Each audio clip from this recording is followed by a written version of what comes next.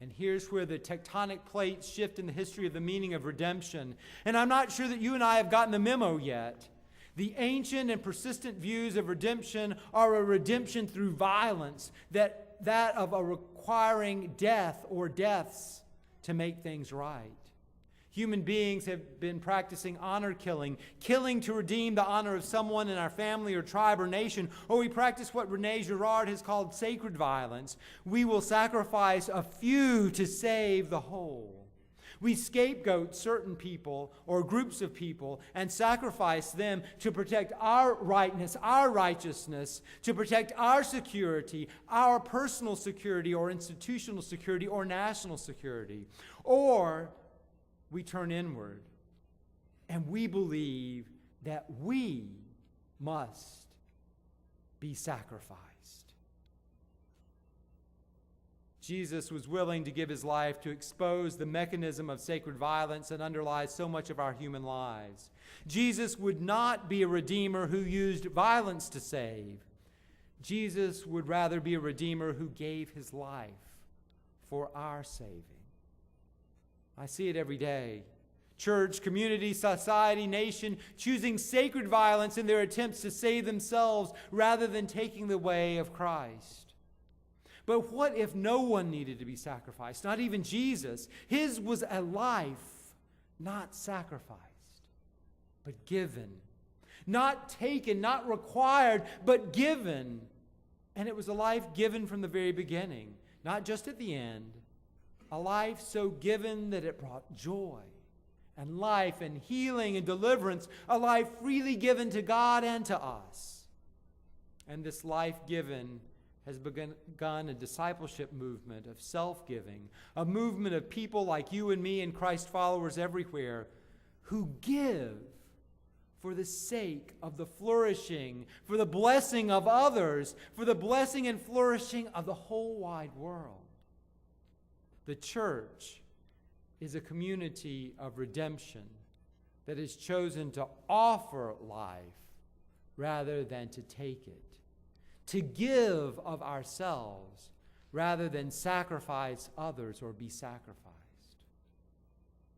Karl Planck, one of my professors at Davidson College, shared an article about the story of Christian de Chergé, a French Trappist monk in Algeria.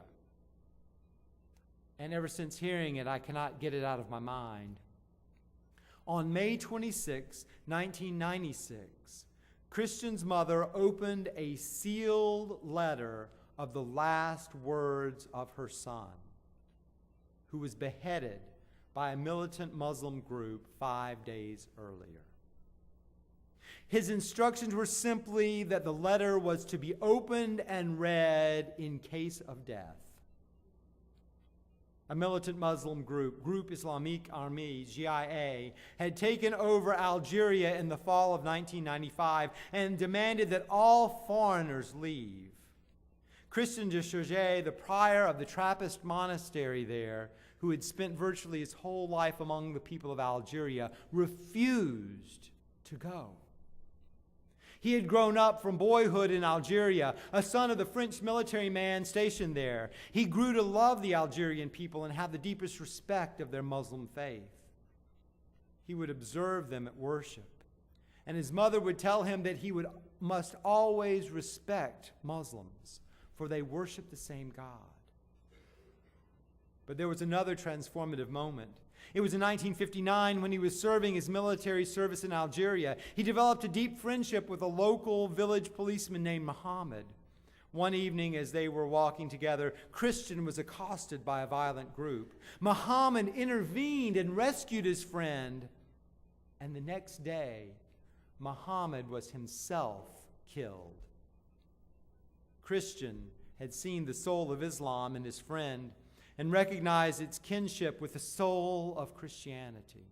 Muhammad had the spirit of Christian's own master who said, "Greater love hath no one than this, to lay down one's life for a friend."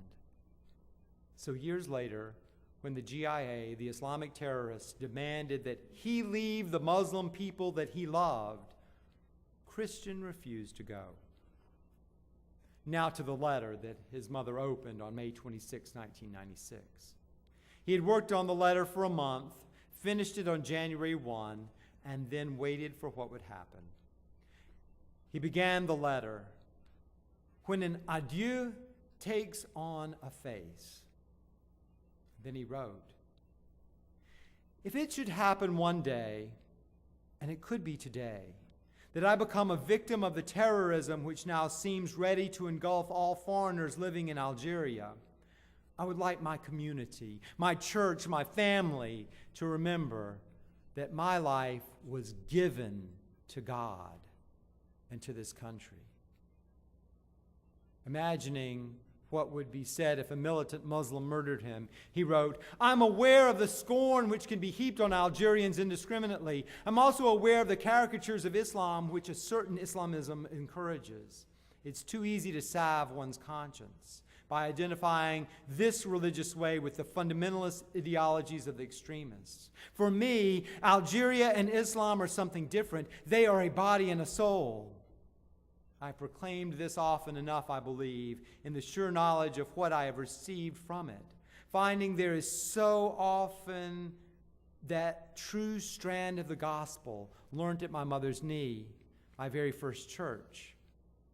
My death clearly will appear to justify those who hastily judge me naive or idealistic. Let him tell us now what he thinks of it.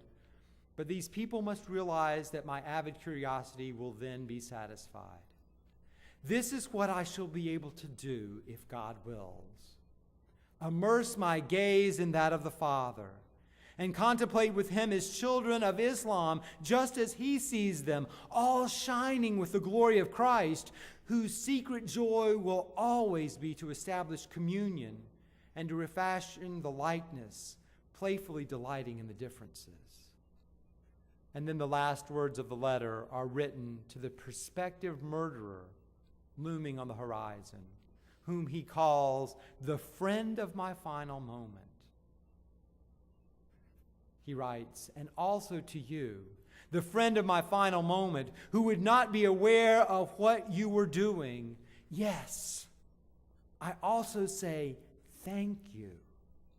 And this, adieu to you, in whom I see the face of God. And may we find each other happy, good thieves in paradise, if it pleases God, the Father of us both. Amen. Inshallah."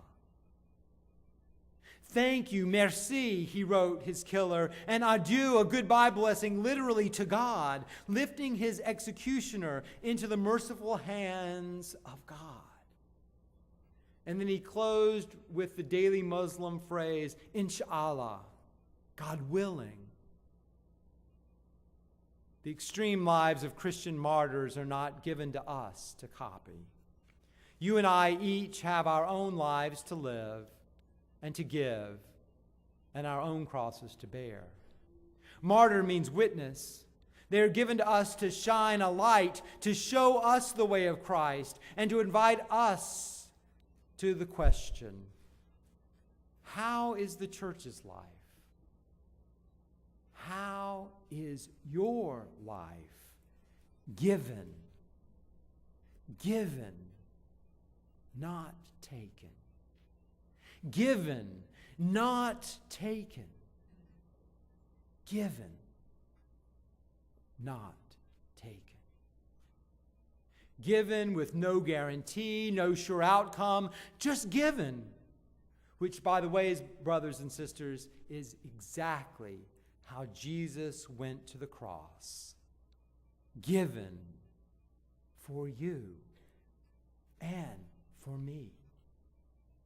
For God so loved the world that he gave his only Son, that whoever believes in him should not perish, but have life everlasting. For God sent his Son into the world not to condemn the world, but that the world, God's whole, wide, beautiful world, might be saved through him.